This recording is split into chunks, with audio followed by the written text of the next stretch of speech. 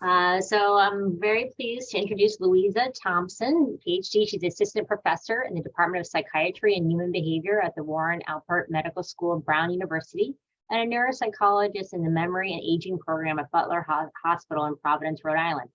Her research aims to use smartphone apps and other novel digital tools to improve cognitive screening methods for use in older adult populations. In particular, she seeks to validate and implement digital assessment approaches that are feasible for use in primary care settings and are sensitive to the subtle cognitive and neuropathological changes associated with Alzheimer's disease-related dementias. Dr. Thompson's research is funded by grants from the Alzheimer's Association, National Institute on Aging, and the IDEA-CTR NIGMS pilot funds. Additionally, she serves as a co-investigator on several NIH-funded studies investigating other cost-effective and minimally invasive methods for the early detection of ADRD, including the use of retinal imaging and plasma biomarkers. Dr. Thompson's long-term objective is to improve health outcomes for patients living with dementia through the use of flexible, multi-pronged methods of early ADRD detection, diagnosis, to facilitate timely access to treatment and support. Well, thank you so much for being here. We're really excited to hear your talk, and I'll let you take it away. Great, thank you. Thanks for the introduction, Sarah. And thank you all for having me here today. It's really, as I was saying, an honor to do a rounds talk for the Pepper Center, and really excited to be connected with the center and to talk to you about my research and get your input on where I'm moving next as well. As you mentioned, I'm a research assistant professor at Brown and also a neuropsychologist by training. And so I come into Alzheimer's disease research with a perspective of somebody who is interested in brain behavior relationships and understanding cognition. And my research, you already mentioned, is funded by a couple different grants, mostly a mentored research award from the Alzheimer's Association, which I'll be talking about that project quite a bit today. I also do some consulting for the Davos Alzheimer's Collaborative, which is a nonprofit. I have nothing else to disclose.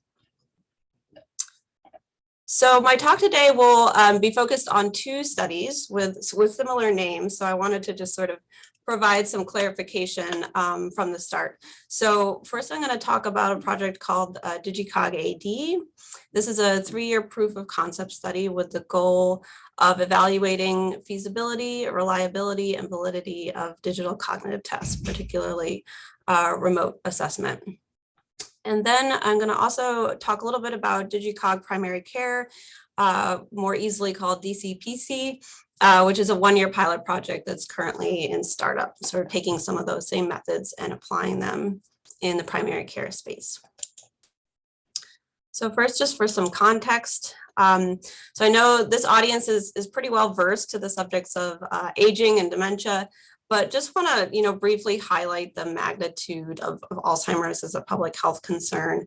So Alzheimer's is the leading cause of dementia.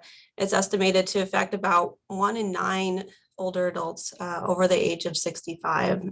And it's projected that about 12.5 million people will be living with Alzheimer's disease worldwide by 2050. Dementia tops cancer and heart disease combined in cost. And recently there's been some literature coming out, unfortunately, showing that there may be an increase in already growing rates of dementia due to COVID-19 infection, which when severe seems to increase likelihood of progression to dementia, particularly for older adults. So our US Congress, they can't decide on very much these days, but one thing they all agree upon is that Alzheimer's disease is a huge problem. So there's a national plan to find breakthroughs in treatments by 2025.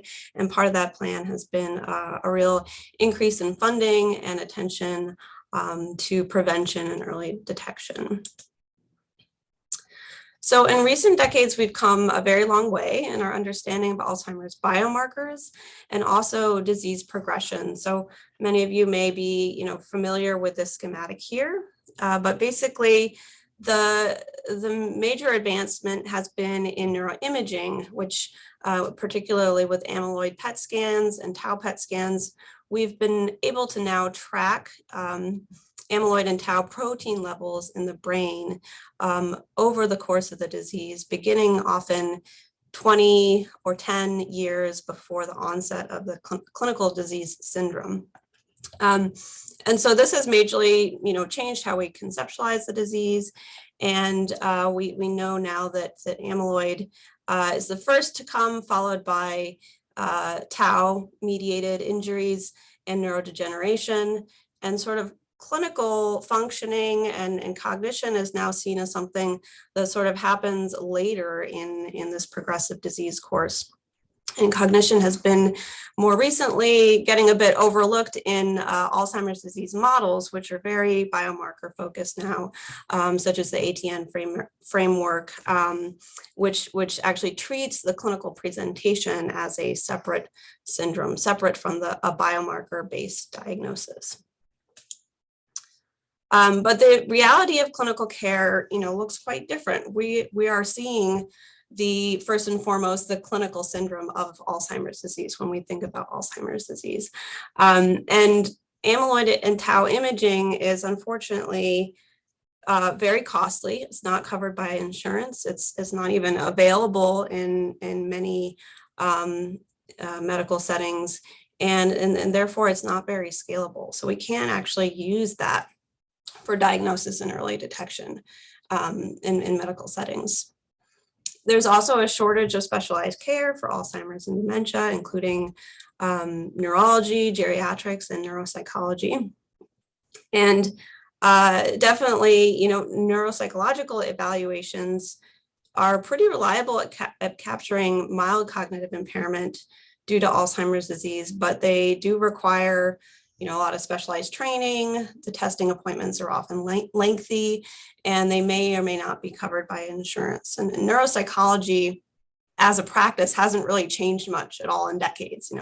We still use the same basic approach and appointment structure.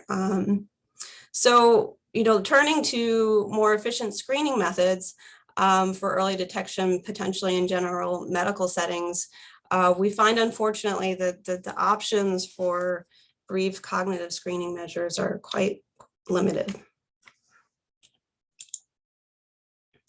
So, for example, we have, here are two tools that are pretty commonly used. I would say the most widely used one is the mini mental status examination, which we know is very good, very reliable at detecting dementia, but is pretty useless for detecting MCI. And so when we actually try to use this measure for, pre-screening individuals for Alzheimer's drug trials or for detecting MCI in primary care, we see really restricted ranges in the scores that people are getting on the MMSE, and resulting in basically a ceiling effect where it looks like, everybody has completely normal cognitive function. And then the MoCA, which you may be familiar with, is much better at detecting MCI, but still has some limitations. It takes a bit of training to learn to administer it, and it has been shown to have some difficulties with inter-rater reliability, particularly when it comes to scoring the clock on this measure. And, screening tools aside, one other issue with our whole approach is that, we kind of do this one time point testing, be it screening or neuropsych assessment. And maybe if we're lucky, the patient can come back a year later and repeat the same test. We're getting just a snapshot of their functioning, which tends to fluctuate a lot from day to day. And so our first screening measure on baseline might be done on a bad day, and then a year later at follow-up they come in on a good day, and it looks like their cognition is improving over time as opposed to maybe very gradually declining. So there's definitely a limitation and a risk there in terms of our current screening approaches. So the question that's kind of, driven my research since I got into focusing on Alzheimer's disease as a research fellow is, particularly as neuropsychologists, how can we become more innovative and improve the way that we detect cognitive changes in the early stages of Alzheimer's disease? In particular, how can we develop accessible and sensitive screening tools that can actually detect Alzheimer's disease very early and facilitate earlier intervention? And what are some new approaches to assessment that can actually be more easily used to capture continuous changes in cognition in the context of Alzheimer's disease? So how do we find the right screening tools? I became drawn to digital cognitive assessments because they seem to potentially check a lot of boxes in terms of our needs for cognitive screening. We need screening measures that are affordable, accessible, and efficient and accurate. And digital assessment tools have the potential to incorporate a number of great features. So they often include automated scoring and reporting systems, sort of taking out administrator error there. They can be sometimes done remotely or self-administered. They are easier to integrate into EMR systems. And because we have been using cognitive screening tools like the MMSE in practice for a while, there's a potential to sort of more easily bill for something like a digital cognitive test in practice. And thus far, several tools have been validated and developed, but so far, not many have been tested in primary care or other general medical settings. So, we should get going. But wait a minute. When we go and look for a digital screening tool for cognitive functioning in older adults, we see that the market is really quite saturated. And it's not readily apparent which tools we should use, which tools are good for which settings. And many digital tech companies will provide their own validation data. It's generally not peer reviewed. And so it's hard to know how effective these tools are.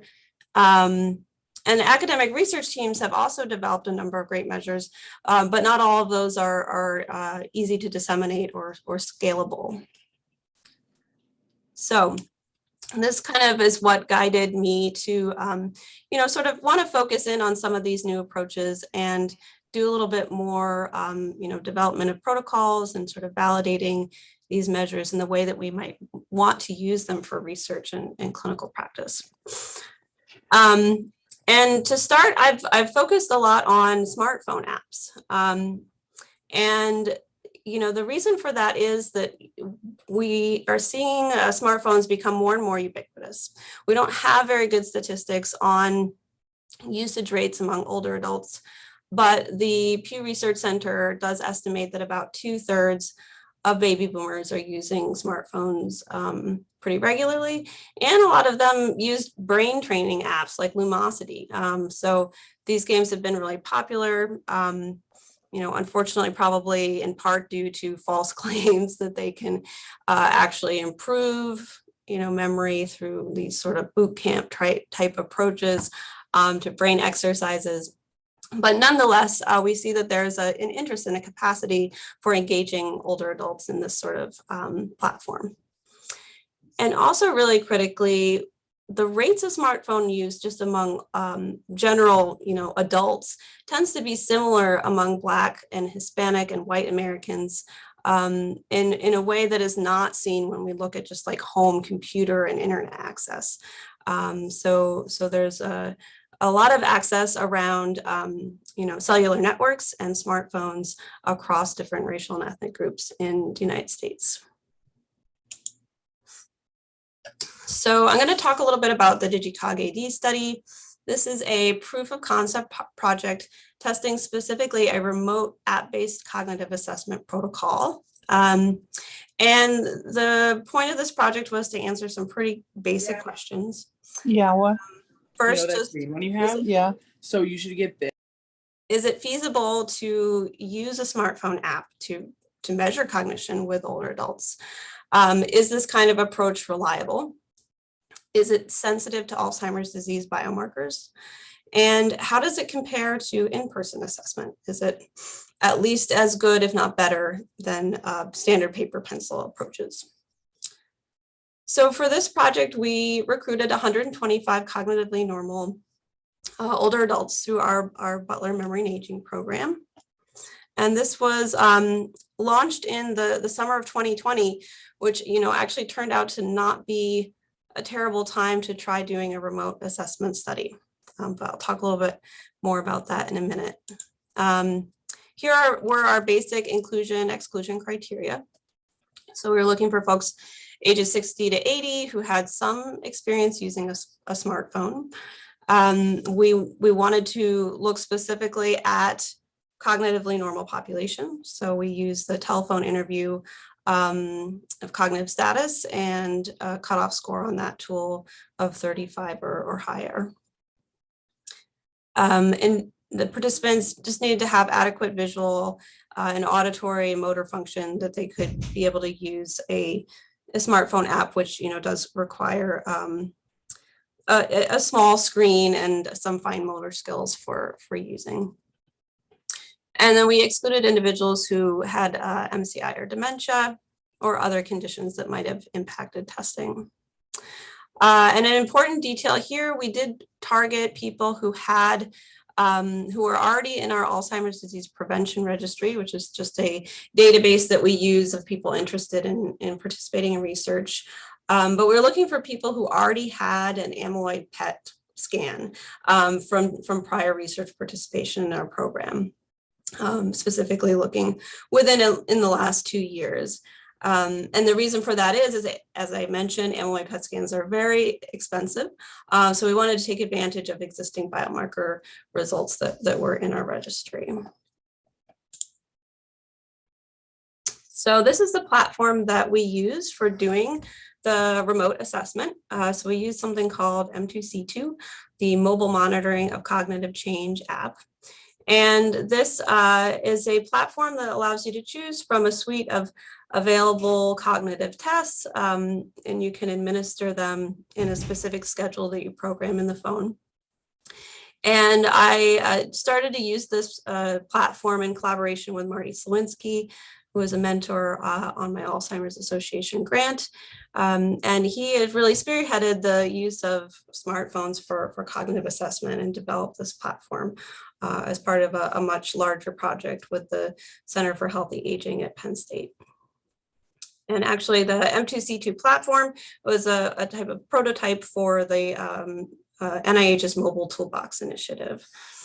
And it's been used in a number of other studies, most notably recently, the Einstein aging study has been publishing some pretty exciting findings from the use of this app.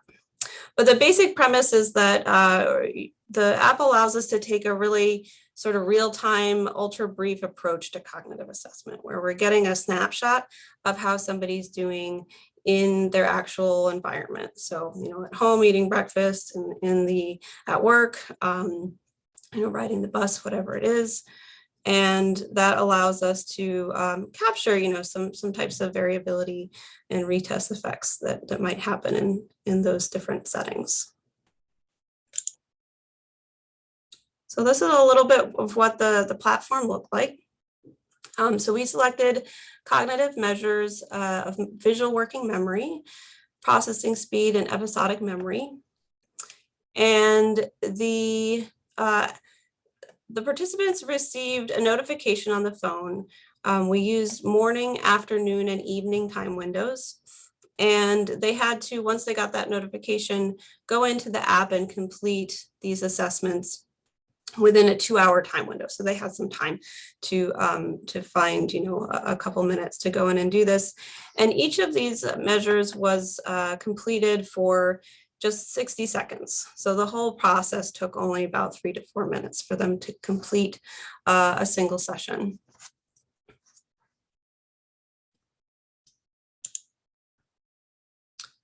So what did the remote assessment schedule look like?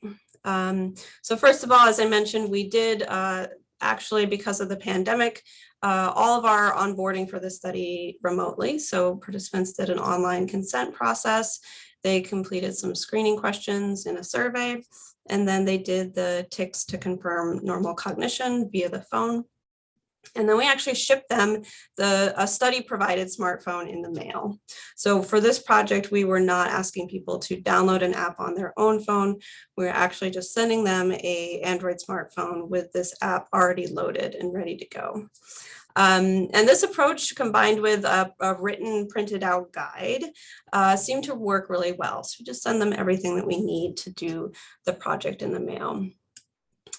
And as I mentioned, the sessions are about 4 minutes each. They did them 3 times per day, and that was done for consecutive 8 days.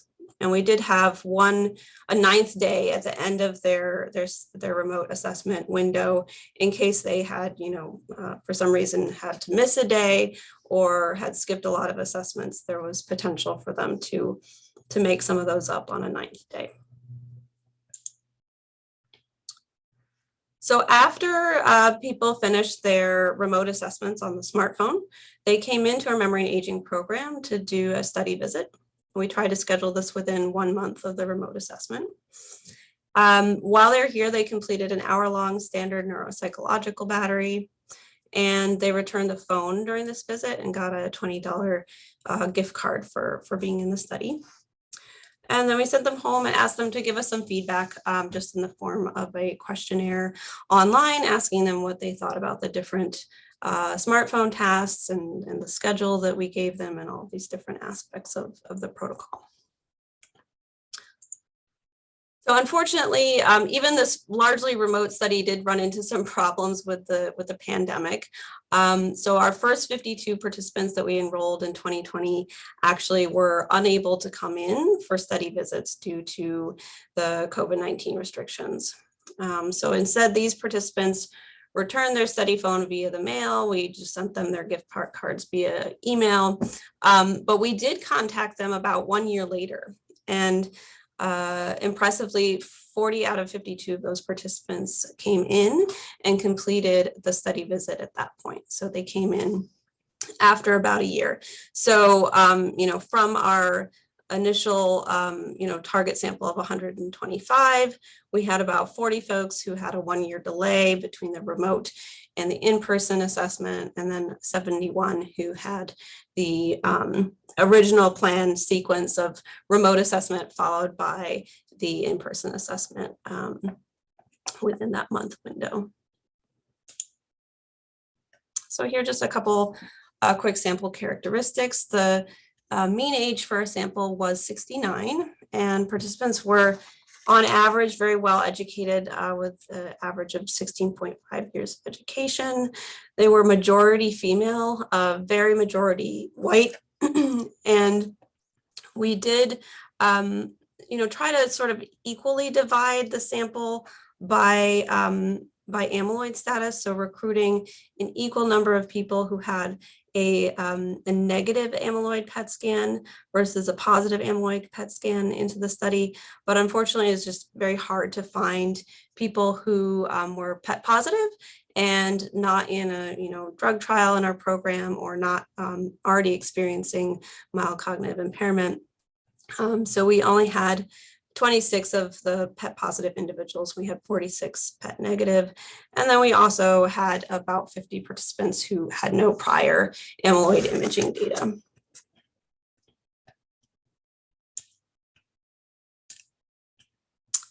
So first, just taking a look at the feasibility results, we looked at this a couple ways. First, just looking at overall adherence to the remote assessment protocol, but also looking at acceptability as reported in the feedback survey that we did. So adherence in the study was exceptionally strong. So participants completed an average of 94% of the 24 total assigned sessions that they were given to do within that 8 to 9 day window. And we did interestingly see that participants completed significantly fewer afternoon sessions than morning sessions. That part of the reason for that may have been that because we did have a sizable number of people who were still working in some capacity, or maybe scheduling more events during the day, that their schedules were variable, and it was more likely that they needed to miss those midday assessments. So it seemed like the morning and evening time points were better for getting consistent data day to day. Acceptability for this app was also really good. So, I was really worried that everybody would find these assessments to be really boring after a couple days. And some people did say that they were boring or they got monotonous, but the majority of them said that they enjoyed using the app. And I was really excited to see the specific question that we asked, which was, would you consider using this app as part of an annual cognitive screening for your primary care doctor? And 47.3% said definitely, 30.9% said somewhat. So there's definitely some potential for the application of this type of assessment platform in general medical settings. All right, so looking at the reliability, we just wanted to evaluate the testability over time. We examined between and within persons variance and scores, looking at intra-class correlations for this. And between subjects, variability indicated that about 26 to 54% of the cross-task performance variance was related to between person variability. So this just varied a little bit depending on which task we were looking at. And then the within subjects variability was quite good. So, for this, we looked at average scores aggregated across all 24 sessions. And down here, you can see I've sort of lined up the scores under each of the different tasks here. So after only 9 sessions or 3 days of testing with the app, we already saw, fair to good reliabilities across the measures.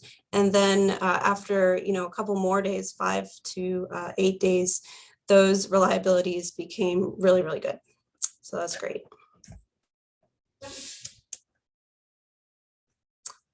All right, so looking at the validity of these measures, we wanted to look at this in a couple different ways. And the first and foremost important way, I think, is just looking at whether or not these measures, which purportedly are, tapping into specific cognitive abilities, we want to know if they're capturing the same cognitive abilities as standard paper pencil assessments that we know are really valid and reliable and good at detecting mild cognitive impairment in particular. I will say also, just it was interesting to see the task performance across all these tasks was, significantly lower with age. And women did tend to perform a bit better on working memory and episodic memory measures compared to men. So we did, in our subsequent analyses, adjust some of the models for age in particular, if there were differences that should be accounted for there. So we found the symbol match test. So again, this is just a processing speed measure, was highly predictive of faster times on the TRAILS A/B test. So this is a very classic neuropsychological test that measures psychomotor processing speed. Our color shapes working memory task predicted longer digit span, so verbal working memory span. And the prices assessment, which was our memory task, looking at paired associates learning, was associated with better delayed recall on story memory, and also better performances on paired associates learning in the free and cued selective reminding test. So these are 2 types of verbal memory. Story memory is sort of a contextual memory process, and paired associates learning sort of utilizes categories to help participants remember more objects. And so it was great to see that, these sort of 3 different types of memory assessment were really strongly associated. So we also want to look at the accuracy of the M2C2 tasks to distinguish between elevated versus non-elevated amyloid PET status, or what we call PET positive or PET negative status. And so these analyses, just as you may recall, were done in a smaller subset of participants because we only had the 44 and people in the PET negative group and 26 people in the PET positive group. So this is just looking at those participants. So of the 3 M2C2 tasks, only the prices task significantly distinguished between PET negative and PET positive participants. And we determined that by looking at the ROC curves for each of the M2C2 tasks and comparing them. And so we saw an area under the curve of 0.73 for the prices task compared to the color shapes and symbol search, which were closer to 0.65 and 0.63 there.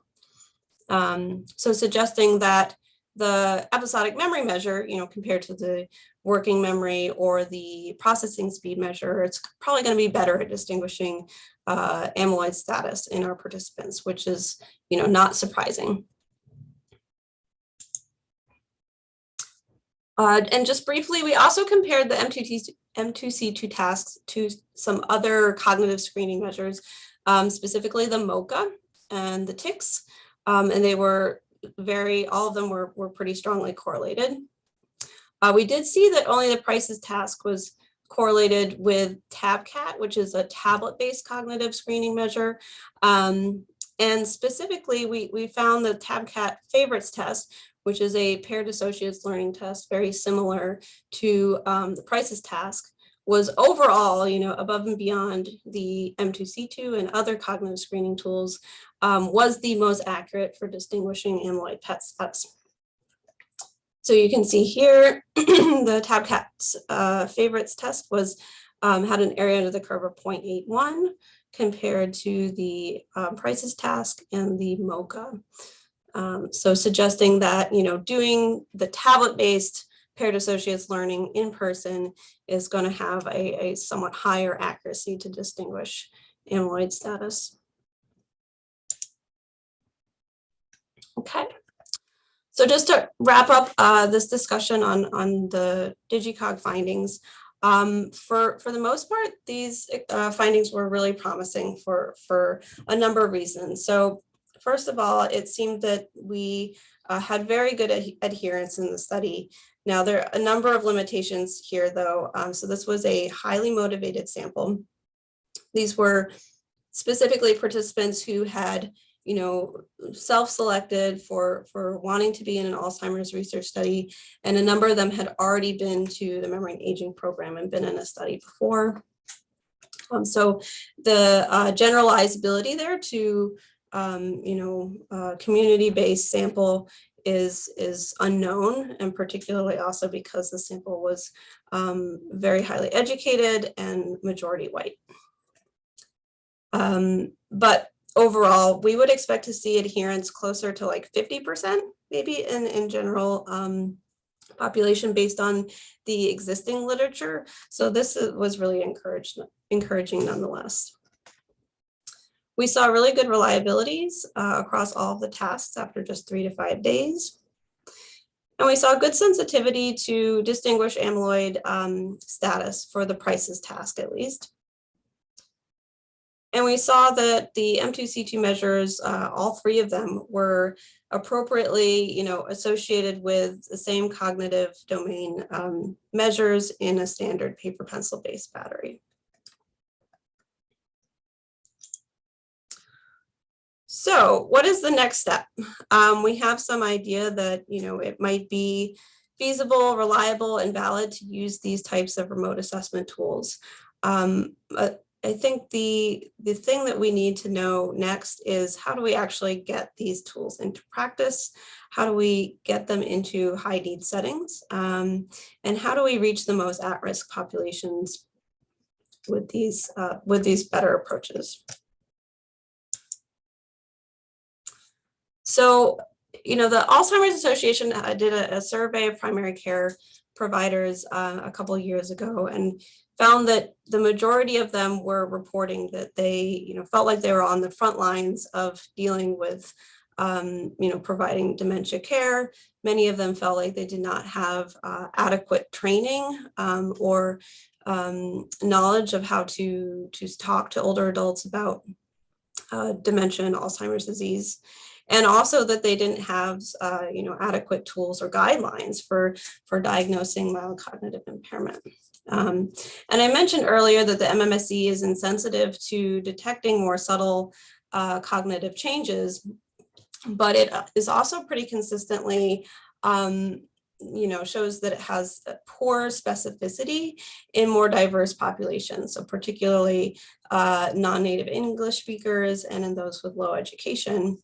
So there's some danger there actually of false negatives. So, older adults from more diverse racial groups may be more likely to be mislabeled as having dementia when it's really, depression or something else. And so there's a real issue of how effective and how, useful the MMSE is in these primary care settings. And sort of, on the other side of that, we see this big gap between the prevalence of Alzheimer's disease and the rates of Alzheimer's disease diagnosis in particularly Black and Hispanic older adult populations. We know that African Americans are at about 2 times higher risk for Alzheimer's disease relative to white Americans, for example. And at the same time, they're more likely to be diagnosed later in the disease course or not receive a diagnosis at all. So these are some of the populations that we really need to think about when we're designing cognitive screening tools and trying to figure out what are the best protocols and the best settings for doing cognitive screening. And so for the next step of my research, I really want to work specifically in the primary care setting and working with practices that serve diverse older adult populations so that we can see if these measures and approaches are effective there.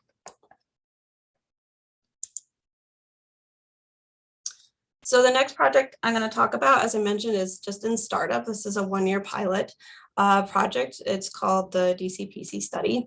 And we are actually asking some of the same questions that we asked in the previous study, namely, are digital cognitive screening approaches feasible for use in primary care? Are they acceptable both for patients and providers? Then are they accurate across different ethnicities and education levels? And are they better than the existing standard of care? So are they better than the MMSE or no cognitive screening at all? And for this pilot, we are just recruiting 50 participants in partnership with a couple of different clinics and looking to recruit about 5 to 10 patients per provider. So for this study, we are using somewhat different tools. So instead of a smartphone-based app approach to assessment, I'm using something called the Boca, which is the Boston Online Cognitive Assessment. It is a 10-minute self-administered test that's done online, and it can be done on, a smartphone if the participant prefers. It can be done on a laptop, home computer, or even done in the library with headphones on. And it covers a number of different cognitive domains and is designed to sort of generate a total screening score out of 30 points. And it's still very much in validation stages, but it does show pretty good sensitivity to detect mild cognitive impairment in memory clinic, sort of outpatient clinic settings. We are also using an in-person measure that's done on an iPad. The DCT clock is a digitized clock drawing task. And it takes about 5 minutes to administer. It's actually set up to be similar to the mini cog, where there's 3-word learning, clock drawing, and then 3-word recall. And this measure, particularly the clock drawing in this task, has been shown to differentiate between MCI and normal cognition, and also to be quite sensitive for predicting Alzheimer's disease biomarkers. The DCT clock platform is also FDA approved already as a medical device, and it uses a cloud-based scoring system that is HIPAA compliant and is relatively easy to potentially integrate into the EMR. And then we are using the MoCA as the sort of gold standard, reference standard screening tool, just because it is pretty good at detecting MCI. So this measure is administered again in person in the office. It takes about 10 minutes to administer. And it's going to be done by medical staff or the provider. So what are we looking to do with this project? We are targeting older adults ages 55 to 85 who do not have an existing dementia diagnosis. MCI is okay, but no dementia diagnosis. We are specifically looking for folks who have some memory concerns or they have a family history of dementia of any type, just to sort of identify a sample that's a little bit higher risk. We're collecting data at home, online, using the Boca, and then in person in the primary care offices. And for this project, we're planning on doing phone screening using the T-MoCA and also a verbal consent initially over the phone, as well as a paper consent when they come in to the office. The Boca is done online sometime within a 1 month window before their next follow-up visit with the primary care provider. And then the idea is for them to do that tablet-based DCT clock and the paper pencil-based MoCA when they come in for that in-person follow-up. And then we hope to do feedback in the form of surveys and phone interviews, both with the participants and the providers. So right now we've been, pretty heavily focused on figuring out the recruitment strategy. We're trying to just do a basic EMR search for patients in the age range we're looking for, and then send out an introductory letter in the mail that's co-signed by our research staff and the provider. And then we're doing a bunch of focus groups with primary care providers to understand what other methods might be effective. So putting video or flyers in the waiting room, doing sort of conversational direct referrals from the providers for participants in the study. But the idea is that, we will have the patient population of a given provider reach out to us first to initiate contact, and we sort of describe for them the study. We'll do the verbal consent on the phone, and we'll do the screening, including the T-MoCA. And then we will send eligible participants a verbal,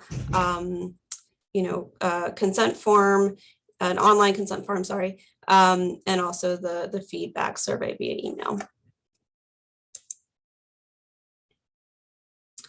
As I mentioned, we'll do the Boca online, and the idea is for our research staff to kind of coordinate the timing and provide support and assistance for participants. So they'll provide help with any troubleshooting they need to get the Boca assessment done, and then they'll coordinate with the PCP office to communicate those test results, and also make sure that they know when the participant who's in the study is coming in for their follow-up appointment.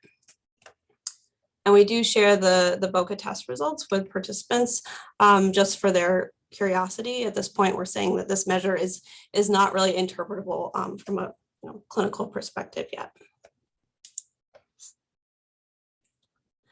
And so thus far, we've had some conversations with providers already, as I mentioned, and we've been hearing that really 5 to 10 minutes max is the most cognitive assessment that they want to be doing during a standard follow-up visit.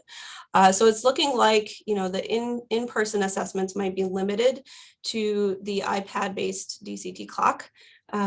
But then we're looking at different ways we might be able to add the MoCA on at the end of the visit, either, administered by our research team, or better yet, I think, by somebody on the behavioral health staff.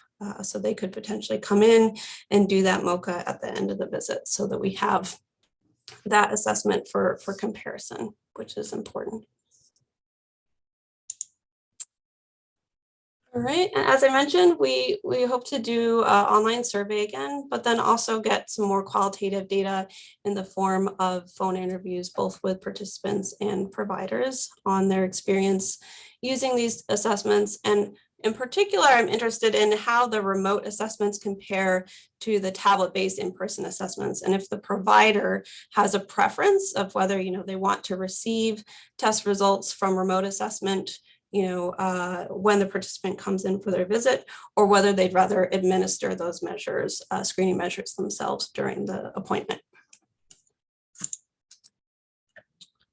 All right. So as I mentioned, this is just a one-year pilot project, but we are planning to do a much larger project as part of a 3 to 5 year training grant that looks like I may be getting in 2023. And the 3 to 5 year project would allow us to really scale up this pilot a bit and actually administer the study in both English and Spanish. We would also be integrating app-based testing, so not just the Boca online, but also using a similar sort of app-based smartphone testing approach, and actually doing that on the participant's own smartphone instead of giving them a study-provided phone. The bigger study would also integrate blood plasma biomarker collection. So this would be a really exciting way to do some co-validation, looking at the sensitivity and specificity of different plasma biomarkers of Alzheimer's, and whether or not those are associated with these different digital screening approaches. And then looking even more long-term, my big goal really ultimately is to kind of be able to scale this protocol and test it out in a clinical setting as kind of an intervention that could potentially improve health outcomes. So the real goal here is just to not only detect Alzheimer's and cognitive changes early, but also to then use that information to improve patient care. So we really want to be able to give people an earlier diagnosis, help them connect with support services, help them get access to medications, be that, just our existing cholinesterase inhibitor medications, or hopefully, in the not too distant future, some new therapeutics that might be available. And so that's kind of the longer term vision for this line of research. So I have a lot of folks to thank. Of course, I want to say thank you to my mentors that have helped me with both of these research studies, and also to the Memory and Aging program staff. So we have a really huge team of people doing all types of Alzheimer's clinical research, and I wouldn't be able to do my studies without a lot of the support of the program, including our outreach staff and research assistants, nurses who help with scheduling and blood draws, and my research assistants. And then I've also received a lot of great support from the Center for Healthy Aging and the folks who manage the M2C2 platform over there at Penn State. So thank you so much. Thank you very, very much, Dr. Thompson. Wonderful talk. I'm just going to look and see if we have any questions. Looking for any hands raised.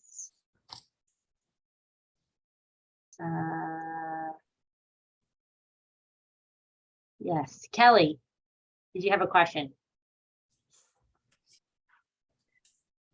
Hi, actually, I was I was applauding the talk, but I'm happy to kind of start discussion. I thought that was really interesting, and I'm really excited about kind of these new ways that you're looking and kind of evaluating these tests. I think one of the things I was interested in, like when you think of something like, for example, the Boca, that's something that's kind of self-administered. And so were some of your experiences, and what were you hearing about how that was kind of, how well that was liked, I guess, by kind of the participants? And then also, what do you kind of expect would be some of the challenges and kind of the good points and also the bad points of a self-assessed test like that versus something that is being assessed by the caregiver?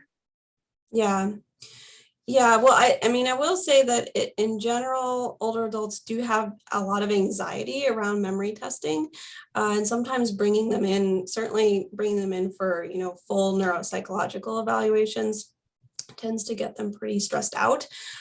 So one piece of feedback that we have gotten is that it's a little bit more fun and low stress to do sort of these types of more brain game format assessments in their own time.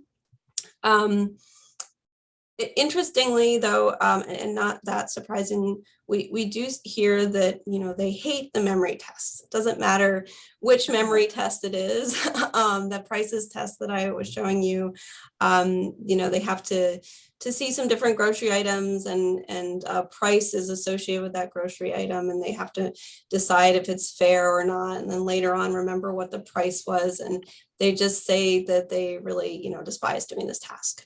In contrast to some of the other ones, like the processing speed test or the working memory test, they rate those as kind of their favorites. So it's interesting, but it seems like, when you put these things together and you don't force them to do the memory test for too long of a time, right, then we get the good adherence. So I think we would potentially see the adherence drop off or get a little bit more negative feedback if we were asking participants to do a memory test, for 15 minutes instead of 60 seconds.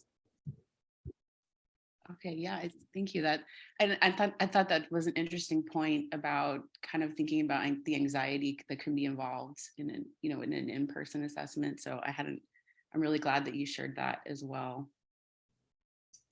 Yeah, that's something that that comes up a lot. And I think that especially when we think about the single time point issue, right, where we're getting just a snapshot and we don't know how representative it is of someone's functioning in the real world and in their environment at home, that anxiety can be a real issue to the validity there.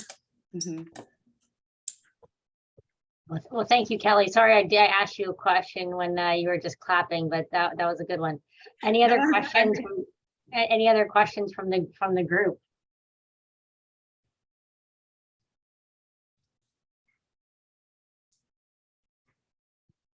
Well, thank you again, Dr. Thompson. Really great talk, and thank you everyone for joining us. But did someone have a question? Hi, my name is Al. I'd love to ask a question if I could. Great. Thank you.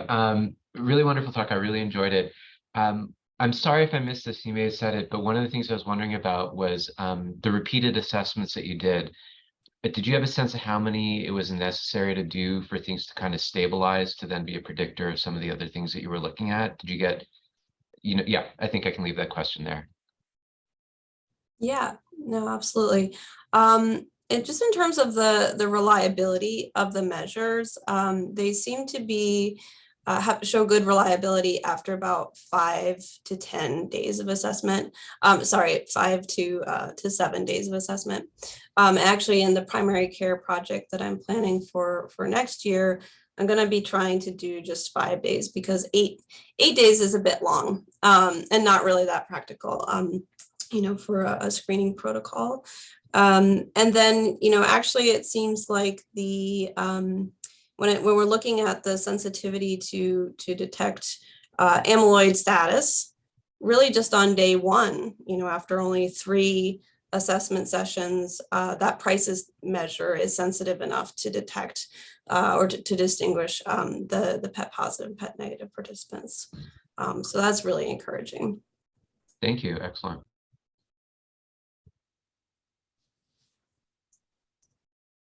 Any other questions? Well, thank you everyone for attending today and for participating. Really appreciate it. And hopefully we'll see you again next month. Thanks again, Dr. Thompson, and hope everyone has a happy Thanksgiving. Yeah, thanks so much. This was great.